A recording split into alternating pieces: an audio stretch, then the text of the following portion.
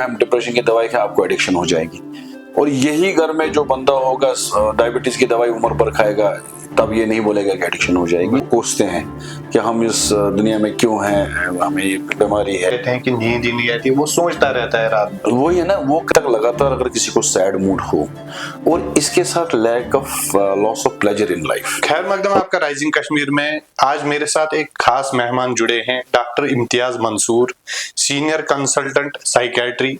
हम आपको बता दें, ये जो है अभी विजिटिंग कंसल्टेंट है फ्लोरेंस हॉस्पिटल और नूरा हॉस्पिटल में, और साथ ही साथ इन्होंने जो है अब्रॉड भी काम किया है, कतर में इन्होंने काम किया है, हमाद मेडिकल कॉरपोरेशन में भी ये रहे हैं कंसल्टेंट। तो इनसे आज गुफ्तगू करेंगे और जानेंगे जो डिप्रेशन है, ये जो ये डिजीज है, तो क्या रीजंस होते हैं जो ये डिप्रेशन में कोई भी जाता है, चाहे वो यंग हो चाहे वो ओल्ड हो। तो इम्तियाज साहब, खैर मकदम आपका राइजिंग।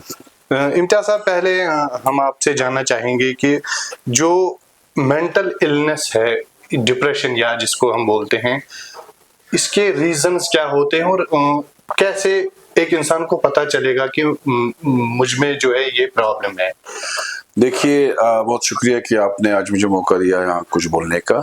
तो आपने डिप्रेशन की बात उठाई, तो कुछ डिजीजेज जो है हमारे यहाँ कश्मीर में बहुत कॉमन है मेंटल हेल्थ के पर्सपेक्टिव से। एक तो आपने खुद बोला डिप्रेशन और एंजाइटी, और यहाँ पोस्ट ट्रॉमेटिक स्ट्रेस डिसऑर्डर्स, और लास्ट में आजकल ड्रग एडिक्शन जो आपको पता है, जो वो भी यहाँ कॉमन है। तो हम फोकस फिलहाल डिप्रेशन में करेंगे। तो डिप्रेशन जो है, फर्स्ट ऑफ ऑल हमको जानना है डिप्रेशन है क्या। जो आम हम देखते हैं, कोई एक दिन के लिए हो जाता है सैड या कुछ, उसको हम डिप्रेशन नहीं बोलेंगे, उसको हम ऑर्डिनरी सैडनेस बोल सकते हैं, या मूड चेंजेस जो होते हैं वो बोल सकते हैं। डिप्रेशन के लिए एक क्राइटेरिया होता है जिससे हम किसी को डिप्रेशन के बारे में डायग्नोस करेंगे। तो वो क्राइटेरिया मैं आपको बता देता हूँ। उसमें सबसे इम्पोर्टेंट चीज है डिप्रेस्ड मूड जी। तो सबसे पहले एक इंसान का परवेसिव और डिप्रेस्ड मूड होना चाहिए most of the time, almost whole day.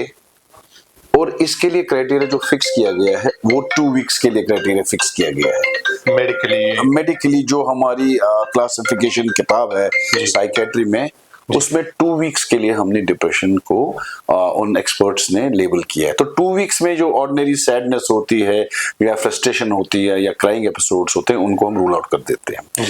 तो 15 दिन तक लगातार अगर किसी को सैड मूड हो और इसके साथ lack of loss of pleasure in life, मतलब वो पहले गार्डनिंग करता होता, पहले वो खेलता, किसी चीज में उसे मन नहीं लगता है, तो वो उसको प्लेजर खत्म हो जाता है। तो ये कोर 2 फीचर हैं, और साथ में इसमें 4 से 5 सिम्टम और होने चाहिए जिससे कि हम इसको लेबल डिप्रेशन कर सकते हैं। वो 5 सिम्टम क्या क्या हैं?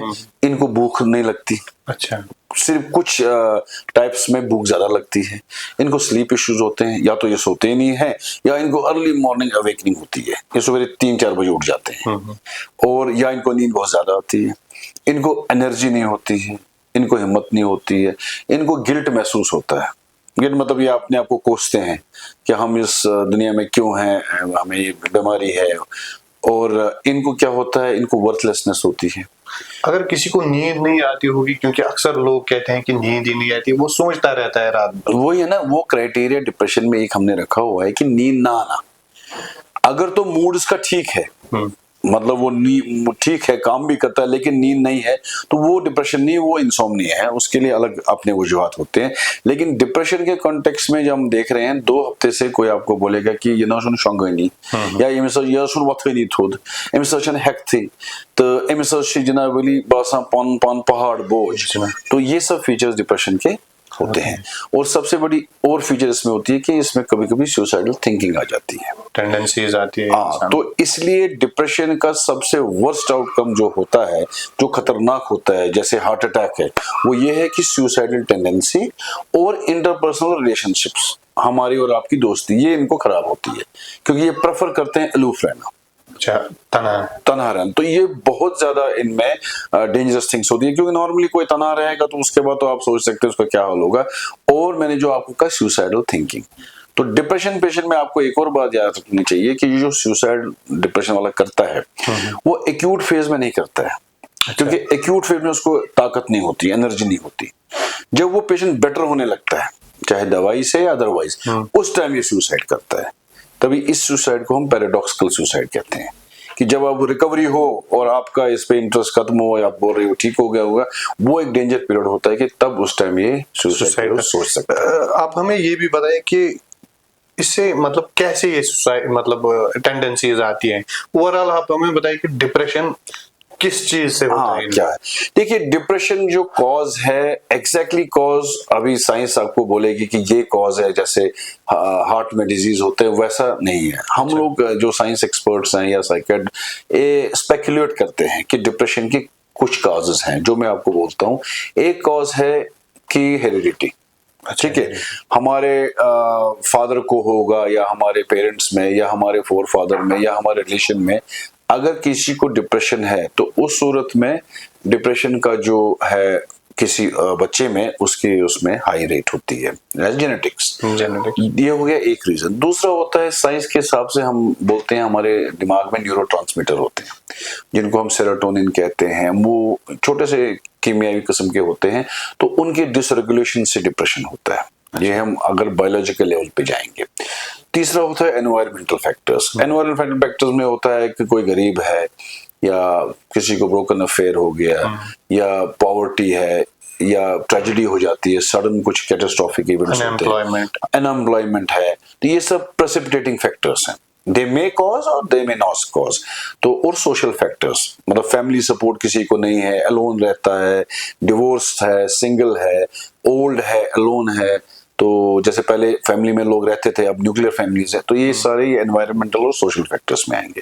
तो मैंने आपको कहा genetic factors, social factors, environment factors और मेडिकली न्यूरोट्रांसमीटर थ्योरी, ये डिप्रेशन में देखी गई है। ये जो अभी हम देख रहे हैं कि कश्मीर में इसमें कोई स्टडी होगी है ऐसी जिसमें ये देखा गया है कि किस एज ग्रुप में ये ज्यादा पाया जाता है? देखिए कश्मीर में और वर्ल्ड लेवल में बहुत सी स्टडीज हुई है, तो उनमें यही देखा गया कि डिप्रेशन रेट बहुत हाई है, से 17%, 18%, 25%, और कॉन्फ्लिक्ट एरिया में इससे भी ज्यादा है। तो पर्टिकुलर एज ग्रुप तो इसमें नहीं है, इसमें बाइमोडल एज ऑफ डिस्ट्रीब्यूशन होता है कि यंग एज को भी डिप्रेशन बहुत ज्यादा होता है और ओल्ड एज में डिप्रेशन होता है। और या किसी पर्टिकुलर एरिया में suppose you are in stress country, तो वहां पे जो डिप्रेशन रेट ज्यादा होगा। और हमने देखा है यही डिप्रेशन किन में होता है, प्रेग्नेंट वुमेन में हो सकता है। यही डिप्रेशन होता है जैसे मेंस्ट्रुअल पीरियड होता है फीमेल्स में, उस पीरियड में उन 7-8 डेज में होता है, उसको प्री मेंस्ट्रुअल डिस्फोरिक डिसऑर्डर कहते हैं। तो ये सारे सिम्टम्स डिप्रेशन के इन चीजों में होते हैं। तो खासकर ये डिप्रेशन यंग एज और ओल्ड दोनों में पकड़ता है। और देखा गया है कि विमेन जो गर्ल्स हैं उनमें ज्यादा है मर्दों से डिप्रेशन है, क्योंकि उनमें एक तो वो सोशल फैक्टर्स थोड़े वीक है और हार्मोनल होता है। तो हार्मोन की वजह से उनको डिप्रेशन की जो रिस्क है वो ज्यादा है as compare to the males. Kashmir में अभी कितने % ऐसे फीमेल्स हैं जिनमें ये पाया जाता है? ये कुछ स्टडी में, देखिए स्टडीज में 18 to 25% बोला गया है। तो अगेन मैं आपको यही कहूंगा कि जो स्टडीज हैं वो हम उन पे करते हैं जो रिपोर्ट करते हैं, अच्छा, जो आपके सामने आएंगे।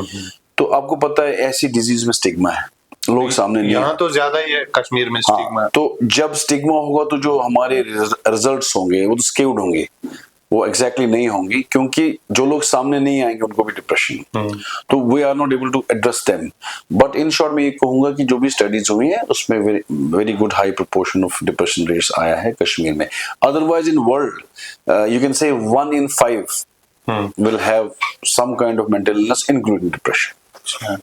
अच्छा, आपने अब्रॉड भी काम किया है और क्या लगता है आपको कितनी डिफरेंस है इस डिजीज को लेकर वहां और यहाँ? क्योंकि यहाँ पे एक टैबू माना जाता है, जो भी बोलता है तो उसे फिर बातें करते हैं लोग, शायद ये पागल वागल हो चुका है। जी। तो कितनी फर्क आपने देखी?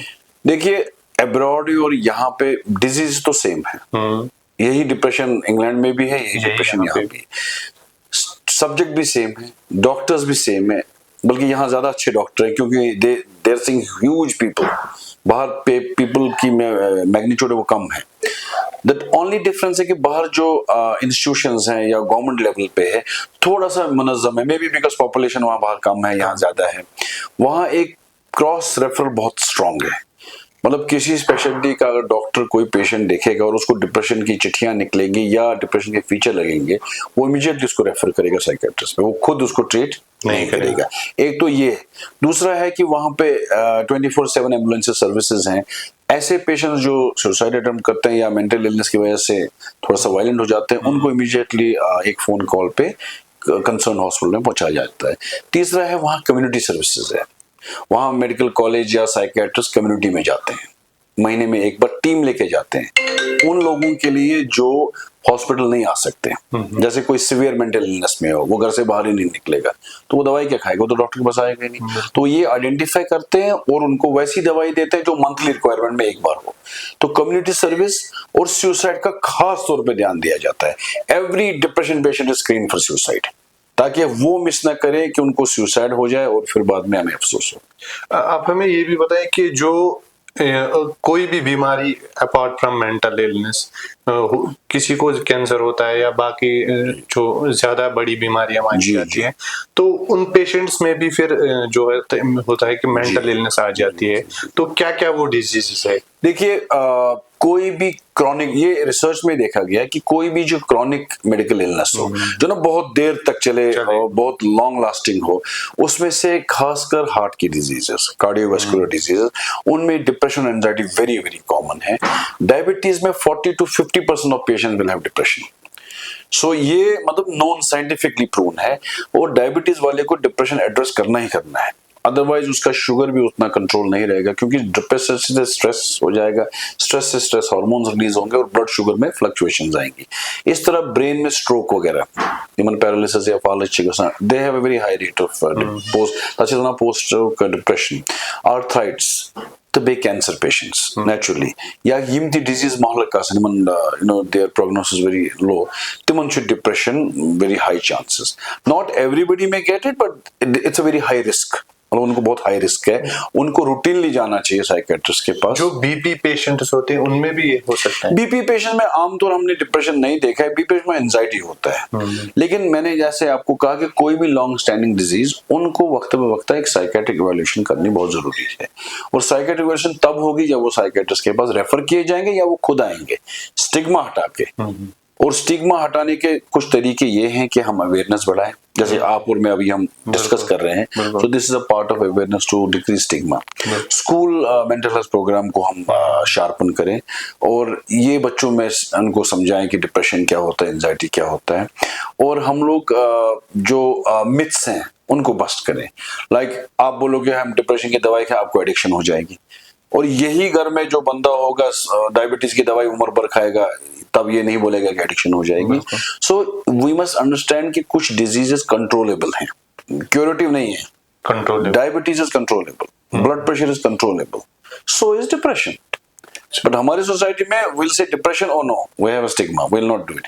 सो ये हमें मिथ बस्ट करनी है। इसमें मीडिया का बहुत अच्छा रोल है, इसमें गवर्नमेंट का रोल है और डॉक्टर्स का रोल है कि वो इसके बारे में अवेयरनेस स्प्रेड करें। ये भी एक मानेंगे कि ये ओवरकम करने का एक स्टेप है, या बाकी क्या ओवरकम जिससे हम ओवरकम करेंगे वो कौन से स्टेप्स है? दूसरी चीज है जो मैं ये कहूंगा कि खासकर यंगस्टर्स को, देखिए आजकल नीट का एग्जाम होने वाला है, तो मेरे पास बहुत से पेशेंट आ रहे हैं, बच्चे हैं कि हम neat and all those things. तो उनके लिए हम कुछ जो देखा गया है रिसर्च से कि किस चीज से डिप्रेशन एंजाइटी कम होगी, वो है उनको एक्सरसाइज करनी चाहिए, उनको हेल्दी डाइट खाना चाहिए, वक्त पे सोना, वक्त पे उठना चाहिए, टाइम को प्रायोरिटाइज करना है, और अगर स्ट्रेस ज्यादा हो तो हमारे पास आके हम उनको थोड़ा सा मेडिसिन देंगे जिससे उनका जो हार्ट वगैरह है वो कंट्रोल में रहे। तो हम ये भी कह सकते हैं वो स्ट्रेस है, that is not, that is a stress. Stress may और may not lead to depression, but stress is a risk factor. तो उसको कम करने के लिए एक्सरसाइज, डाइट, फूड हैबिट्स, खाना, टाइम पे सोना, अपना कैलेंडर बनाना, टाइम टेबल, 2000 पारो तो शोंगोइन Are you getting my point? और 1-2 घंटे अपने घर के लोगों में बैठना, सोशलाइज करना, तो ये सारे देखे गए हैं कि इन चीजों से स्ट्रेस कम होता है, और स्ट्रेस क्योंकि रिस्क फैक्टर है मेंटल इलनेस का, तो अगर स्ट्रेस कंट्रोल होगा तो वो भी कंट्रोल होगा। आपने ये भी बोला कि घर वालों में बैठना, आजकल देखते हैं कि जो यंग जनरेशन है वो ज्यादातर स्मार्टफोन पे होते हैं और अलग बैठते हैं, गेम्स खेलते हैं या स्क्रॉलिंग करते हैं, तो वो भी एक रीजन हो सकता है ना कि उनके देखिए वो अब स्मार्टफोन तो हमारे life it's a part of our life. अगर मैं बोलूंगा स्मार्टफोन तो मेरा आप स्क्रीन टाइम देखिए, it will be higher than those kids, क्योंकि अब ये लाइफ बन गया है। तो इसमें हमें अपना टाइम निकालना है कि हम सोशलाइज करें, आउटिंग्स पे जाएं, पिकनिक्स पे जाएं। बाहर तो in weekends people go for outings, यहाँ भी वो उतना कल्चर नहीं है, बट स्मार्टफोन्स को यही रेगुलेट करना है, तो उससे बहुत हद तक हम स्ट्रेस को खत्म कर सकते हैं। अच्छा, अभी देखा जाता है कि कश्मीर में जो ड्रग्स है बहुत ज्यादा फैला है, क्या ये भी एक रीजन हो सकता है जो लोग डिप्रेशन में जाते हैं, फिर वो अल्टीमेटली ये सोचते हैं कि हम ड्रग्स करेंगे और फिर इससे जो है हम बाहर निकल सकते हैं? ये जो आप ये क्वेश्चन, बहुत अच्छा क्वेश्चन है।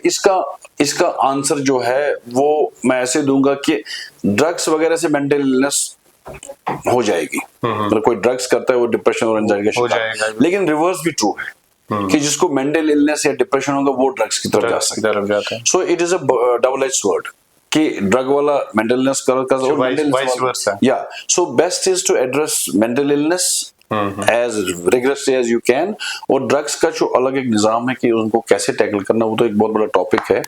इंशाल्लाह इन फ्यूचर वी में डिस्कस ऑन दैट, तो उसमें वो ज्यादा हो सकता है। चलिए, थैंक यू।